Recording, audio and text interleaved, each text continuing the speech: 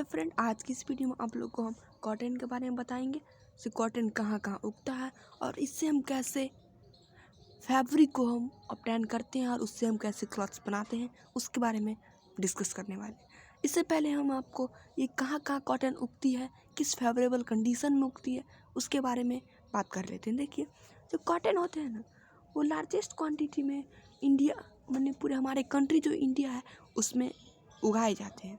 और वो हमारे इंडिया में कहाँ कहाँ उगाई जाती है, जैसे कि पंजाब हो गया, राजस्थान हो गया, तमिलनाडु हो गया और कर्नाटका, जहाँ भारत के ये सम स्टेट्स हैं जहाँ पर कॉटन की खेती की जाती है, कॉटन कल्टीवेट किया जाता है, क्योंकि जो कॉटन का जहाँ फेवरेबल कंडीशन होगा वहीं न उगाया जाएगा। और कॉटन किस सॉइल पर अच्छे उपजा देती है उसके बारे में समझिए। जो कॉटन होती है ना, वो ब्लैक सॉइल पर, डैट मीन्स ब्लैक सॉइल्स बहुत ही उपजाऊ मिट्टी होती है, उस पर ये उगती है। क्या हम लोबिन सॉइल पर नहीं उगा सकते? क्या हम सैंडी सॉइल पर नहीं उपजा सकते? आप लोग का क्वेश्चन हो सकता है। देखिए, जो ब्लैक सॉइल होती है ना, उसकी कैपेसिटी होती है रिटेन वाटर की, मतलब कि एब्जॉर्ब कर लेने की, और उससे हमेशा, अब मान लीजिए वाटर है, सॉइल है, वो वाटर में उसमें ऑब्जर्व है सॉइल में। अब जब पेड़ को ज़रूरत पड़ती है उसमें से एब्जर्व करेगी। अगर मान लीजिए उसमें वाटर रहेगा ही नहीं तो मुझे बार बार पानी देनी पड़ेगी। इसलिए इस बचने के लिए जो फार्मर्स होते हैं वो ब्लैक सॉइल पे उगाते हैं, जिसमें वो सॉइल उसे अच्छी तरह से वाटर को ऑब्जर्व करते हैं, और जो कॉटन प्लांट होती है वो हमेशा उसे ऑब्जर्व करती रहती है, इसलिए पानी जल्द ही देनी नहीं पड़ती है। आप इसे किस क्लाइमेट में, किस टेम्परेचर में उगा सकते हैं उसके बारे में समझिए। मतलब कि जो कॉटन प्लांट होती है ना, उसको 21 डिग्री टू 27 डिग्री सेल्सियस तक की उसे टेम्परेचर चाहिए।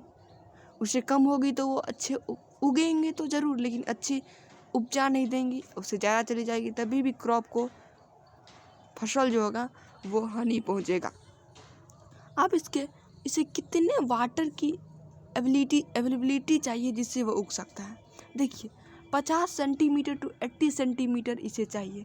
अब बोलेंगे 50 सेंटीमीटर 80 सेंटीमीटर, ये रेनफॉल की मापने की एक यूनिट होती है।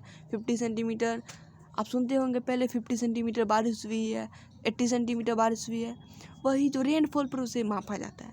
उसे इतना पानी चाहिए किसे, कॉटन को कल्टीवेट करने के लिए, कॉटन को अच्छी तरह से उगने के लिए, और वो कॉटन मुझे प्रोवाइड करेगी, तब तक उसे इतनी वाटर की आवश्यकता, अवेलेबिलिटी चाहिए।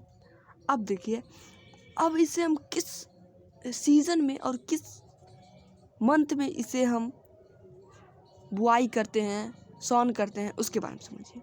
इसे अर्ली स्प्रिंग, डैट मीन्स जब स्प्रिंग की शुरू होती है, जब आप ठंड की मौसम धीरे धीरे कम हो जाती है, तब इसकी बुनाई चालू हो जाती है। डैट मीन्स मार्च अप्रैल में होके इसकी क्या हो जाती है, कॉटन की कल्टीवेशन, मतलब कि सोन करना शुरू हो जाता है। अब देखिए, उसके बाद अब कॉटन तो आप उग गया, अब उसके हम बीज से बो दिए, उसके बाद क्या होगा। अब जब उसकी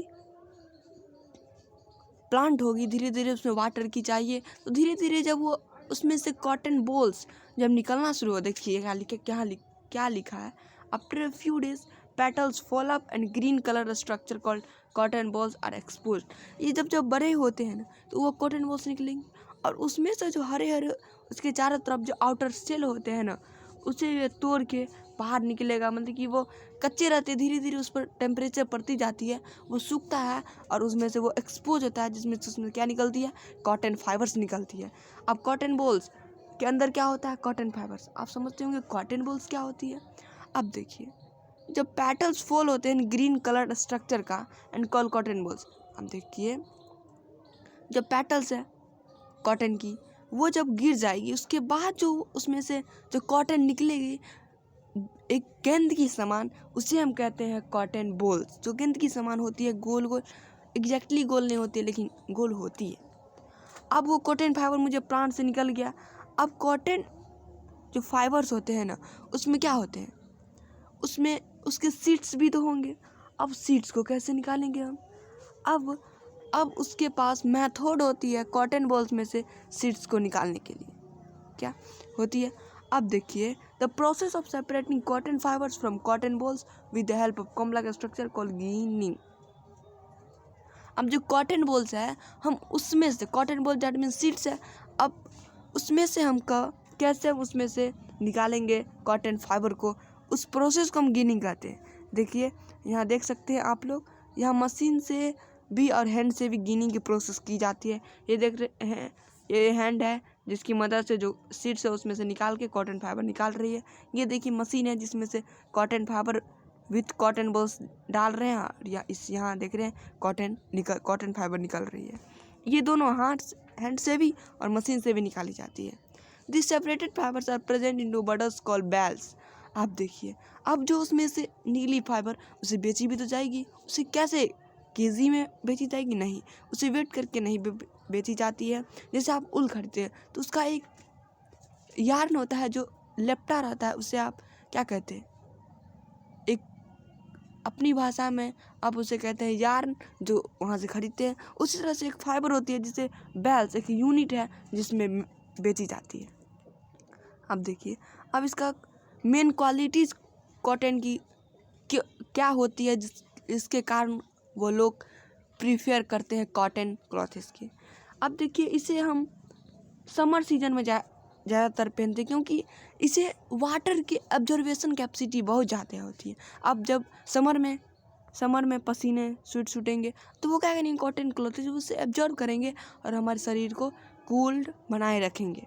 और क्या एक कॉटन की खासियत है, इसे आप डिफरेंट कलर में डाइड कर सकते हैं, मतलब कि डिफरेंट कलर उसमें उसे आप बना सकते हैं। और ये बहुत सॉफ्ट होता है, जब शरीर पर पहनेंगे तो ये कंफर्टेबल महसूस होता है पहनने पर। Third reason. अब फोर्थ रीजन क्या है, it is very durable that means comfortable तो होता है, ड्यूरेबल टिकाऊ भी बहुत ज़्यादा होती है, उतनी ज़्यादा नहीं लेकिन होती है कॉटन की। अब क्या है, अब यूज की कॉटन का यूज कहाँ होता है उसके बारे में समझिए। पहला कॉटन का यूज बेडशीट बनाने में, शर्टें मतलब कि पर्दा बनाने में कॉटन का यूज किया जाता है।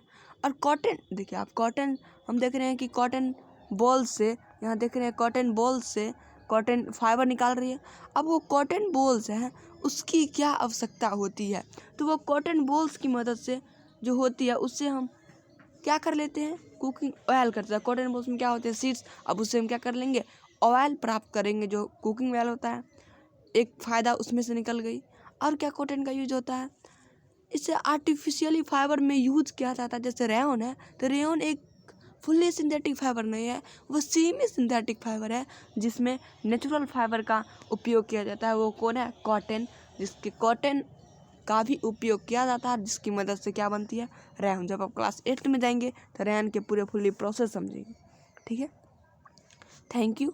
आप लोग को वीडियो अच्छा लगे तो लाइक कमेंट शेयर कर दीजिएगा।